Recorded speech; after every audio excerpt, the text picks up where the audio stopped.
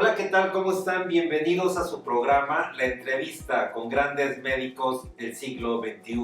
El día de hoy estamos en el Instituto Nacional de Nutrición en la Ciudad de México con un extraordinario invitado. Él es el doctor Rogelio Hernández Pando. Él es investigador, es médico con especialidad en anatomía patológica, es investigador en ciencias médicas F. Es jefe de la sección de patología experimental del Departamento de Patología de este Instituto Nacional de Ciencias Médicas y Nutrición, Salvador Subirán. Como les comentaba, es médico con especialidad en anatomía patológica. Además tiene una maestría en investigación biomédica, un doctorado también en investigación biomédica y un postdoctorado en inmunopatología. Doctor Rogelio, bienvenido, muchas gracias por aceptar. Muchas gracias por su invitación. Doctor Rogelio, usted ha tenido una vida de estudio, de esfuerzo, de trabajo, y eso para la comunidad médica es valiosísimo. Platíquenos su vida, su historia, cómo sus papás, quién fue quienes influyeron en tener al doctor Rogelio Hernández que hoy tenemos. Platícanos un poco de sus padres, hace un momento platicaba de ellos. Sí, bueno, mi padre fue un antiguo combatiente de la Revolución Mexicana, que alcanzó a avanzar edad en comparación con mi mamá. Él fue un combatiente directo con las fuerzas de Venustiano Carranza y era realmente un soldado íntegro, completo. Y pues gracias a él también de inicio me dio todo un proceso de trabajo y de disciplina. En casa siempre había la disciplina y el gran esmero que él siempre nos inculcaba como un elemento principal. Y mi madre, por otro lado, pues era la hija de un hacendado del estado de Hidalgo que perdió buena parte de sus propiedades por la Revolución Mexicana. Antagonista. Así es, pero mi madre era pues y sigue siendo, ya tiene 97 años, una perfecta ama de casa. Ella siempre nos cuidó mucho, siempre nos amó, mi hermana y mi hermanastro, con entrega. Y entonces también pues el apoyo y el cariño, el amor de mi madre ha sido un elemento fundamental. En mi casa siempre hubo pues mucha estabilidad. Mi padre era el proveedor principal y eso también siempre me lo enseñó y me lo gustó mucho. Y mi madre era quien se encargaba de todas las labores del hogar. Y bueno, cuando estaba yo en la escuela primaria, en el segundo año de la escuela primaria, tuve una clase sobre la circulación sanguínea y esa clase pues me dejó realmente muy impresionado y de tal forma que yo decidí en ese momento que iba a estudiar medicina. Desde segundo de primaria. Sí, tenía apenas 8 años. Qué influyente es un buen profesor. Absolutamente. ¿Usted recuerda a su maestra? Sí.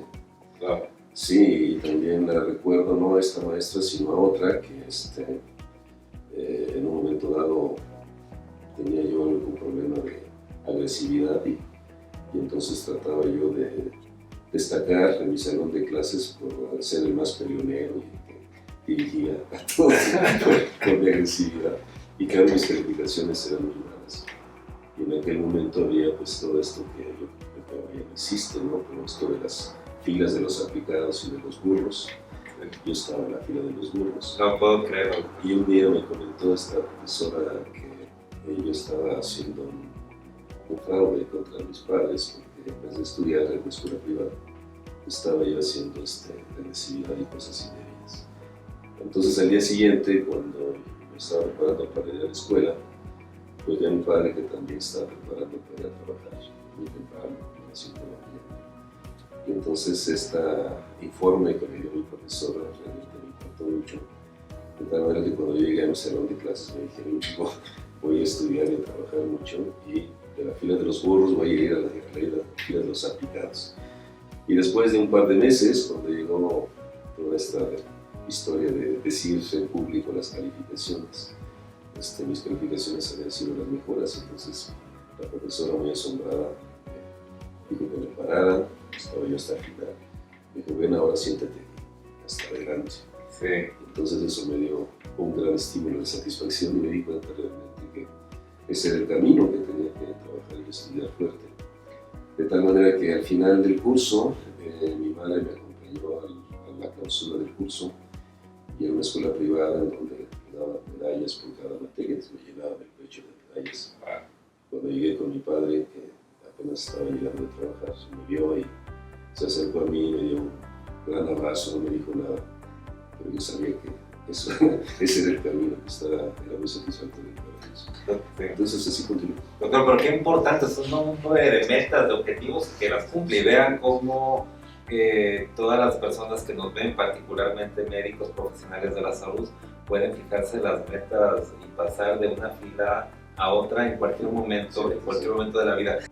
Doctor, a ver, otra etapa importante sin duda fue cuando en la preparatoria. Ahí pasó algo, a ver, platíquenos qué pasó en ese momento que influyó positivamente en su vida. Sí, fue algo muy significativo porque cuando entré a la preparatoria número 5 en Cuapa, y el primer año de mis estudios, pues me dejé llevar por la mayor parte de la tendencia que en ese momento existía en mis compañeros, que era no asistir a clases y matar clases, como decían. Entonces eso lo empecé a hacer principalmente cuando era la clase de matemáticas. Y por desgracia entonces la materia de álgebra no la tuve. De manera que empecé mi segundo año con esta situación anormal. Y lo que resultó después muy interesante en ese momento fue que tuve un extraordinario profesor de ética, que me fue Marcos Muro, que llevábamos su texto, el guía principal de guía.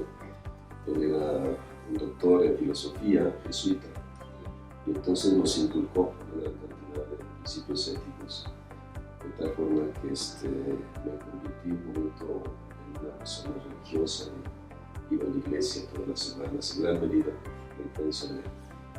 Y ahí entonces me dio un gran remordimiento darme cuenta que estaba dirigiéndome en un camino equivocado.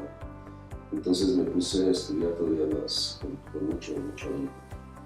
Y tuve entonces una profesora de matemáticas que me ayudó mucho en ese momento, fundamentalmente geometría analítica. Y ahí entonces me dio un texto, libro de Baldor, y entonces con esto yo tuve la oportunidad, casi de forma autodidacta, de aprender principalmente álgebra. Presenté el examen extraordinario, el único. Pero digamos que la combinación de ese fracaso autoinfligido, ¿verdad? Porque yo decidí no entrar a clases con un gran error, y con la dirección de esta profesora, Lucila Camacho de su nombre, y este profesor de ética, me dieron pues como que los elementos principales en los cuales tenía yo que establecer en mi vida futura, principalmente en el área académica. Sí, siempre es un buen momento para rectificar el rumbo. Doctor, platíquenos la especialidad de anatomía patológica. ¿Cómo decide estudiar la especialidad? En la Facultad de Medicina, quizá uno de los aspectos más relevantes que yo viví fue la oportunidad de poder llevar a cabo el llamado curso de instructores de la materia de histología. Y en ese curso, que era durante las vacaciones, el término de un semestre y el inicio del otro, llevábamos el curso completo. A ese curso nada más asistían los estudiantes más destacados de cada grupo, que escogían los profesores que iban a ese grupo, y la intención era que al final, más o menos como de unos 100 jóvenes, porque en mi época las generaciones eran muy grandes, escogían a 7 u 8 estudiantes para que empezaran a hacer actividad docente, lo que llamamos instructores de histología. Entonces yo tuve la fortuna de ser aceptado, y eso realmente marcó mi vida, porque me dirigió mucho hacia la parte académica, y en especial en el caso de la histología, sobre todo mucho interés en la educación celular. Entonces yo continué mis estudios también con gran ahínco. Cuando estaba ya en el quinto año de internado, tuve la oportunidad de escoger una primera rotación, así la rotación que yo escogí con el Hospital General de México. Y en ese momento el director de esa unidad era el doctor Jorge Álvarez Saavedra, que ahora está retirado, pero que en mi opinión ha sido el mejor patólogo que ha tenido este país en toda su historia. Una gente maravillosa. Y entonces él pues coordinaba todo el departamento, las sesiones de patología quirúrgica eran muy interesantes, todas las mañanas a las 8 se discutían 5 casos. Pero me comentaba que en una sala de juntas muy grande especial. Sí, así es, con todos los residentes alrededor. Con 5 laminillas. 5 laminillas, una gran mesa en la parte central donde estaba todo el staff. Y el jefe de residentes le iba preguntando el diagnóstico de ellos y muchas otras cosas más. Y al final, el staff daba el diagnóstico y quien cerraba la sesión daba todas las indicaciones de los tabules. Qué impresión. Me comentaba que probablemente se siga haciendo así. Yo espero que sí. Y entonces le impactó eso, le impactó. Eso me impactó mucho. Y después hubo un momento en que el doctor Álvarez llegó con una persona que no conocíamos. Me acuerdo cómo lo llevaba del brazo y dijo, bueno, ahora esto va a ser un momento especial. Ustedes no van a participar. El doctor Juan Rosario de la Universidad de Minnesota tiene 5 casos, yo tengo 5 casos y vamos a discutir nuestras opiniones diagnósticas. Y aquello fue realmente la manifestación de sapiencia médica más impresionante que pude vivir. Y de tal forma que cuando esa sesión terminó, yo ya había decidido ser patólogo y además de eso hacer la residencia en ese lugar, bajo la dirección del doctor Jorge Albores. Y así fue. Así fue, sí. Wow. Sí, así fue. ¿Qué mal aprendió el doctor Albores? Yo lo que aprendí fundamentalmente del doctor Albores era exactamente su capacidad de dirección, su liderazgo. Muy impresionante con él. Nada se le podría decir que no sin que tuviera gritos ni nada, ¿no? Su autoridad académica era realmente notable. Y eso pues realmente me estimuló mucho. Él tuvo ahí algunos problemas políticos y tuvo que dejar el país, de hecho. Se fue de México, se fue a la Universidad de Miami, estuvo muchos años, más de 20 en los Estados Unidos. En la Universidad de Miami, en la Universidad de Louisiana, en la Universidad de Texas.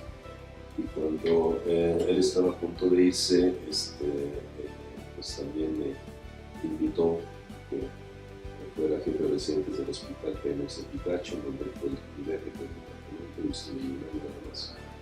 Entonces, el doctor Albores me invitó a ser jefe de residentes en el Hospital Nuevo de Pemex en Picacho, estuve ahí un año.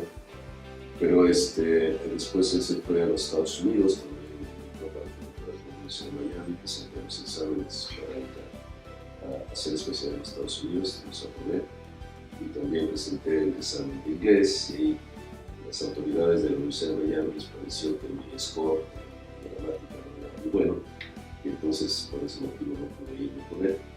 Pero para mi fortuna, en poco tiempo antes de ese momento, se había reintegrado al país el doctor Raúl Mancilla Jiménez, también patólogo, que había estado también un buen tiempo en los Estados Unidos y en Francia, haciendo precisamente patología experimental, inmunopatología.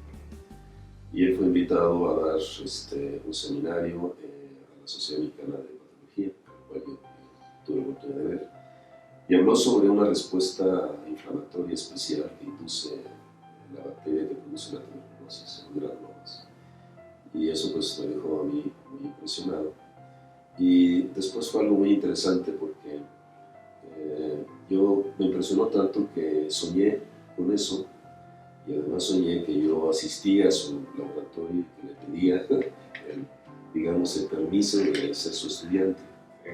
Y bueno, pues me fui a mi trabajo y cuando regresaba por el periférico, iba pasando por la avenida Universidad y entonces me acordé de eso y de ese sueño. Y dije, bueno, esto fue tan vivido que debe de tener algún mensaje, entonces decidí irme a la UNAM. Llegué al Instituto de Investigaciones Biomédicas y así como yo lo soñé, estaba enfrente de su técnico en el próstata, así estaba. Yo le pedí que me diera un poco de tiempo. Nos pasamos más de 3 horas para hablar. Y en ese momento él me aceptó y entonces yo tuve la licencia estudiante de investigación para el Instituto de Investigaciones Médicas, maravilloso, sigo teniendo una relación, mucha, digamos, afecto, y realmente le tengo un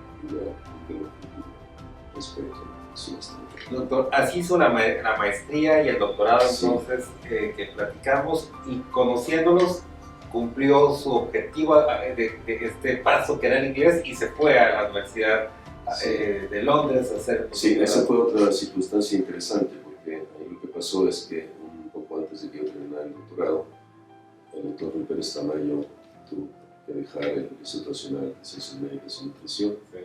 Y entonces en su lugar llegó el doctor Arturo Ángeles, otro de mis profesores. Sí. Y él entonces pues me invitó a, digamos, hacer un poco la parte de investigación del departamento de patología. Entonces yo estuve pues aquí ya en ese momento sin terminar el doctorado, me faltaba por medio año. Y lo terminé y todo el tiempo de la universidad del doctorado mi trabajo fue sobre tuberculosis. Dice que ha sido su línea de investigación. Por muchos años. Y en aquel momento yo tenía como que una especie de héroe académico, que era un profesor de la Universidad de Londres. Siempre seguía yo sus artículos, lo que él estaba publicando.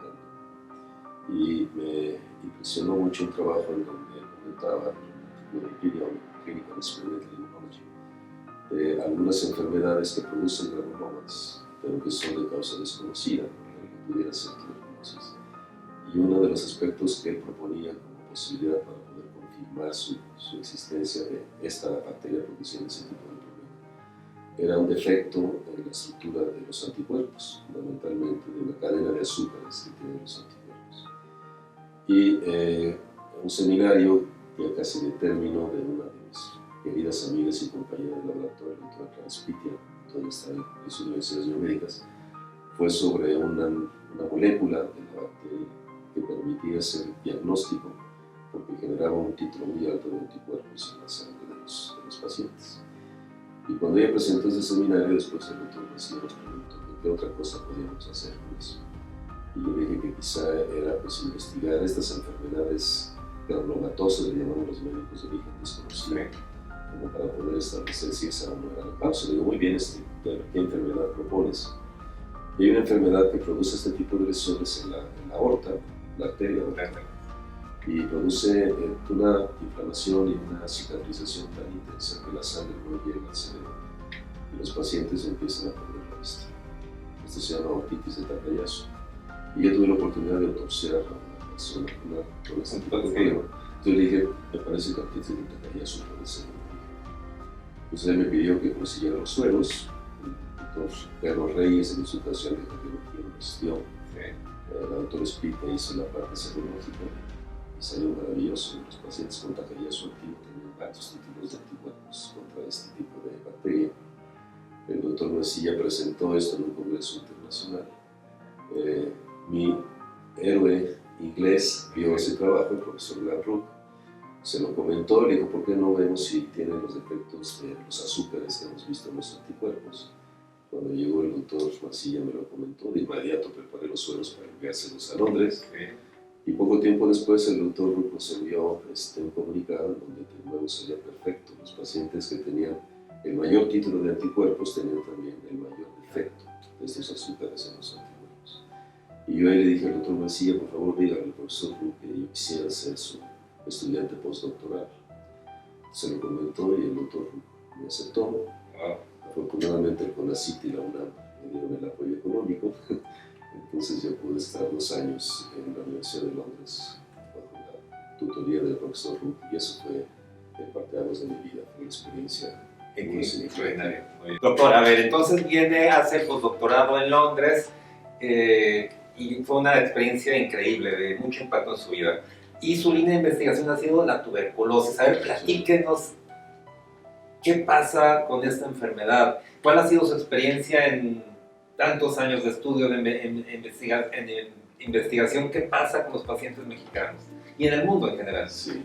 Bueno, el profesor Brook me dio como principal proyecto tratar de establecer o definir por qué la infección con esta bacteria destruye el tejido, lo que llamamos necrosis, en presencia de una molécula que se llama factor de necrosis tumoral. Y por qué esta molécula también es tan importante para inducir la producción de estos granulomas que esencialmente los protegen y eliminan la bacteria. Entonces, en aquel momento había un gran interés por las subpoblaciones de linfocitos T, que eran células T completas de clase 1 y clase 2. Y bueno, trabajé muchísimo en esto y pude demostrar que el TNF, este factor endotumoral, produció destrucción tisular cuando había una respuesta de linfocitos TH2 y, por el contrario, producía una respuesta protectora de eliminación de la bacteria cuando había una respuesta de tipo TH1. Y eso entonces lo publicamos en la revista, el órgano oficial de la Sociedad Británica de Oncología, se llama Immunology. Y ahí entonces como que empezó realmente todo mi dedicación ya digamos independiente de esta enfermedad. Fundamentalmente tratando de reproducir la enfermedad en ratones, en animales de experimentación. De manera que desde ese momento y hasta el momento actual, todo mi trabajo ha sido en reproducir la enfermedad en animales de experimentación para estudiar los mecanismos de la enfermedad. Esa es precisamente la esencia de la patología experimental. La patología es la rama de las ciencias médicas que estudia las causas, los mecanismos y las consecuencias morfológicas de la enfermedad. Y esas consecuencias morfológicas son las que utilizan generalmente los patólogos quirúrgicos para hacer diagnósticos muy objetivos, viendo el tejido a través del microscopio. Pero, como la definición lo establece, lo crucial en la patología es conocer las causas y los mecanismos. Y en enfermedades tan complejas como la tuberculosis, que es una enfermedad crónica, hay pues toda una serie de eventos que uno puede estudiar en el tejido humano. Entonces necesita uno reproducirlo en los animales de experimentación. De manera que para esto obviamente se necesitan sistemas muy sofisticados de seguridad biológica, porque es una bacteria con la que si el investigador se contamina puede tener problemas gravísimos. Entonces necesitamos instalaciones muy especiales. Y este instituto tiene esas instalaciones, el apoyo que me ha brindado el instituto y instancias como el CONACYT o del extranjero como el Wellcome Trust nos permitieron hacer un bioterio. Justamente hay un área muy grande donde podemos tener animales con este tipo de bacterias bajo una condición de bioseguridad muy estricta, digamos nivel 3 de bioseguridad. Entonces con eso empezamos y hemos estudiado los mecanismos a través de los cuales la respuesta inmune elimina la bacteria y nos protege, y los mecanismos a través de los cuales también el mismo sistema inmune, porque la bacteria lo manipula, puede generar daño a los tejidos. Y en eso entonces, que le llamamos mecanismos de patogenicidad, sobre todo relacionados con el sistema inmune, es nuestra línea principal de investigación. Y como consecuencia de esto hemos visto que hay algunas situaciones en las cuales algunas moléculas son muy importantes para generar protección y otras también son muy importantes para disminuir la actividad protectora de la respuesta. Entonces lo que hemos tratado ahora de hacer es manipular esta respuesta para hacer entonces que los medicamentos que se usan en la tuberculosis de una manera más rápida puedan eliminar la bacteria. El problema con esta enfermedad es que es curable en general, pero se necesitan cuando menos 4 antibióticos diferentes por 6 meses. Entonces, con mucha frecuencia los pacientes abandonan el tratamiento. Y eso, además de que produce recidivas, también le da oportunidad a la bacteria para producir mutaciones. Y cuando una persona tiene tuberculosis global resistente, necesita generalmente 8 medicamentos y 2 años de tratamiento. Entonces, la toxicidad y el costo se elevan muchísimo. Lo que nosotros intentamos hacer es que, conociendo la respuesta inmune, tratamos de potenciar la respuesta inmune protectora o evitar la respuesta inmune deleteria y con eso hacer sinergia con los antibióticos para hacer que el tratamiento sea más eficaz. Doctor, ¿y en el futuro usted visualiza una mayor eficiencia en la vacuna o una mayor eficiencia en el tratamiento? Este es otro punto que también trabajamos. La vacuna que se llama bacilo de Calmette-Guerin es una bacteria viva que en los años 20 del siglo pasado, un par de investigadores del Instituto Pasteur pudieron obtener una bacteria de un cuadro de mastitis en bovinos, es una bacteria de vacas muy parecida a la tuberculosis bovis, y la fueron subcultivando hasta que después de 13 años lograron una bacteria que no tenía la capacidad de producir la enfermedad, pero sí la capacidad de producir la respuesta inmune. Se llama bacilo de Calmette-Guerin por los apellidos de estos investigadores sobre ese gen, y es la vacuna que más se ha utilizado en la actualidad. Es una vacuna buena, pero desafortunadamente es una vacuna que sobre todo es eficiente durante la niñez, porque se aplica en el primer mes de vida. Después, cuando se tienen 14 y 15 años de edad, ya la vacuna no tiene eficiencia, y ahí es donde empieza la enfermedad. Entonces ahora hay un gran interés por tratar de hacer más eficiente la vacuna de ese gen, o por tener nuevas vacunas a nivel de ese gen. Y esa es otra área también la que bastante, para tener o diseñar nuevas vacunas. Entonces creemos que tanto las vacunas como la inmunoterapia, los dos elementos, pueden tener realmente una contribución importante para el control de la enfermedad. ¿Y puede prevenirse la enfermedad? Sí. Lo más importante de esta enfermedad para considerar de ella es que es una enfermedad de la pobreza. Entre más pobres hay las personas, o entre más pobres hay en un país, hay un mayor nivel de tuberculosis. Entonces los países más afectados son pues, el África subsahariana, los países asiáticos, particularmente la India, en donde hay realmente pues, mucha pobreza. Entonces la forma más importante de prevenirlo pues, es aumentar los niveles económicos y el nivel de vida de las personas, cosa que bueno, estadísticamente, pero ¿qué acciones son? ¿Qué es lo que lo genera la tuberculosis? Lo que lo genera la tuberculosis es estar cerca de una persona enferma. Pero esta a su vez está con una enfermedad pulmonar, está tosiendo constantemente, está liberando gotitas de saliva con la bacteria, si uno está cerca las inspira y se genera el problema. Doctor, a ver, entonces ¿se puede prevenir la tuberculosis? Sí, bueno, tratando precisamente de estar alejado de las personas que están enfermas, como ahora pasa con el COVID, usando cubrebocas y esto, pero por supuesto que este tipo de problema sobre todo pues incide en las personas que tienen una infección de inicio, que realmente es en la niñez.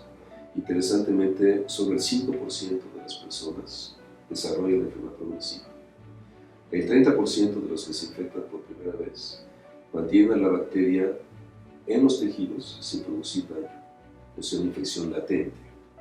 Entonces el sujeto está sano, por lo tanto no transmite la enfermedad, pero tiene la bacteria viva en sus tejidos. El problema con ellos es que cuando el sistema inmune va disminuyendo su actividad, entonces la bacteria, digamos, se reactiva y produce lo que llamamos tuberculosis de reactivación. Eso pasa frecuentemente, por ejemplo, los pacientes que tienen SIDA. Hoy en día el problema principal es en los pacientes que tienen diabetes mal controlada. Y como la diabetes es otro problema también epidémico en México, pues la combinación de los dos problemas seguramente va a generar una situación que ya la está generando y la va a hacer peor si no se toman medidas adecuadas en el futuro próximo. Entonces ciertamente se puede prevenir si se mantiene, digamos, el sujeto que tiene infección latente. Vamos a calcular que el 5% de la población en todo el mundo tiene esta condición. Y esos son 2.500 millones de seres humanos. Es el reservorio más grande. Nuestros estudios, hechos con Tejido, han evidenciado que es tanto como hasta el 50% de las personas en México tienen esa bacteria en estado latente. Entonces, claro, en la medida en la que se está controlando la diabetes o se está controlando el HIV y hay otras situaciones que no se pueden controlar, por ejemplo, el envejecimiento, y eso también al hacerse viejo, el sistema inmune se abate y se reactiva la enfermedad. Pero con mucho de inicio, lo más importante pues, sería mejorar las condiciones de vida, mejorar la alimentación, mejorar, por supuesto, la situación de higiene en conjunto, ¿no? El hacinamiento, los problemas, por ejemplo, ahora yo esperaría esos pacientes migrantes, ¿no? Bajo una situación de estrés tan importante, bajo una situación también de pobreza y de poca alimentación. Ese tipo de personas son las que principalmente son afectadas por esta enfermedad. Doctor, ¿cuántos artículos, cuántas publicaciones, cuántos papers internacionales, nacionales ha llevado a cabo? El día de ayer, en todo el mundo, aceptaron el último, que es una posibilidad interesante en tuberculosis del cerebro, sobre tuberculosis en Nigeria. Son 420 publicaciones. Pero con la parte, digamos, experimental en modelos animales, deben de ser como un poco más de la mitad de ese número. ¿Desde cuándo miembro de la Academia Nacional de Medicina? Desde hace 17 años, el año antepasado ya fui mencionado como miembro titular y sigo siendo desde hace 7 años el vocal del área de patología clínica. Me comentaba que también lo acaban de hacer investigación, nombrar investigador emérito del Sistema Nacional de Investigadores. Apenas hace un mes aproximadamente. Pues felicidades nuevamente, doctor. Platíquenos, denos un mensaje final. Las personas que nos ven son principalmente médicos, profesionales de la salud. Cuando iniciamos esta conversación platicábamos sumamente importante para la redignificación de la medicina y particularmente la carrera que lleva un médico exitoso como usted, pues no es fácil, es una vida de esfuerzo, de trabajo, no hay pretextos. Usted ha estudiado siempre en escuelas públicas, excepto 2 años, entonces todo se puede. Platíquenos, doctor. Sí, no, bueno, yo creo que una de las cosas que siempre he tenido yo como un elemento de motivación muy importante es conocer la vida. Los grandes médicos que en la historia nos han dado toda una serie de conocimientos cruciales, ¿no? Y en ese sentido, particularmente microbiólogos e inmunólogos, pues obviamente son mis favoritos. Sí. Y yo creo que en ese sentido, probablemente Luis Pasteur sea una de las personas que más me inspira, ¿no? Y el doctor Pasteur decía que un lema que él tenía, decía, una vida llena de afanes no es una carga, es una bendición. Y eso me parece que es totalmente cierto. Y hace algunos años tuve la oportunidad de visitar su mausoleo en el Instituto Pasteur, invitado por la profesora Brigitte Giguère, una buena amiga, investigadora del Pasteur de Michoacán. Y algo que me dejó muy impactado fue cuando estuve en ese mausoleo, una enorme mármol negro y una frente en la parte central. Había 4 pilares y a cada uno de ellos arriba una leyenda.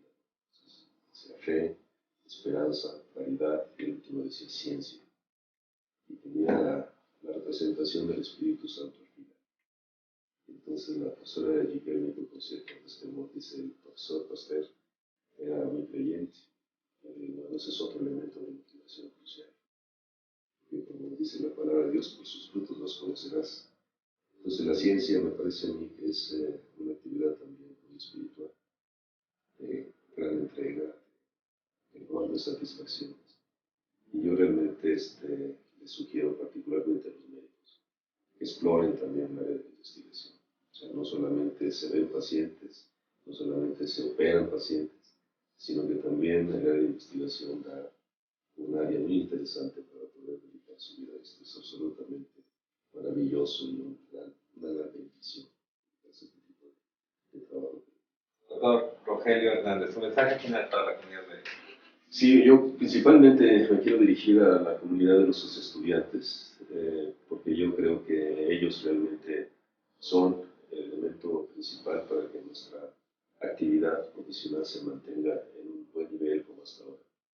Y en ese sentido, yo quiero decirles que la actividad de investigación dentro de la medicina es también otra línea muy interesante que uno puede seguir. Evidentemente que todos de inicio pensamos que los médicos solamente ven pacientes, operan, pero la verdad es que también haciendo investigación se puede tener una vida muy gratificante desde el punto de vista profesional. Así es que mi mensaje final no es tratar de que se acerquen y vean, ¿no?, de qué se trata el trabajo de investigación, particularmente de investigación biomédica. Y entonces yo lo he visto porque tengo muchos estudiantes que son además químicos o biólogos, no muchos médicos, los médicos son los menos, pero pues yo estoy cierto de que los médicos tienen como que una expectativa del proceso de la enfermedad mucho más amplio, y eso entonces es algo que tiene que explotarse, diría yo, desde el punto de vista de hacer investigación básica. Entonces acérquense a ella porque este es un área también que da pues grandes satisfacciones. Doctor Rogelio, además yo agregaría un punto que usted comentaba, que era disfrutar lo que hace. Me comentaba que disfruta cada momento, cada día, y lo sigue haciendo después de muchos años de seguir aportando a la comunidad médica, y eso tiene un valor fundamental. Yo quiero agradecerles a todas las personas que se hayan conectado el día de hoy para que nos sigan viendo en este programa, la entrevista con grandes médicos del siglo XXI, el día de hoy con el doctor Rogelio Hernández desde el Instituto Nacional de Nutrición en la Ciudad de México. Muchísimas gracias.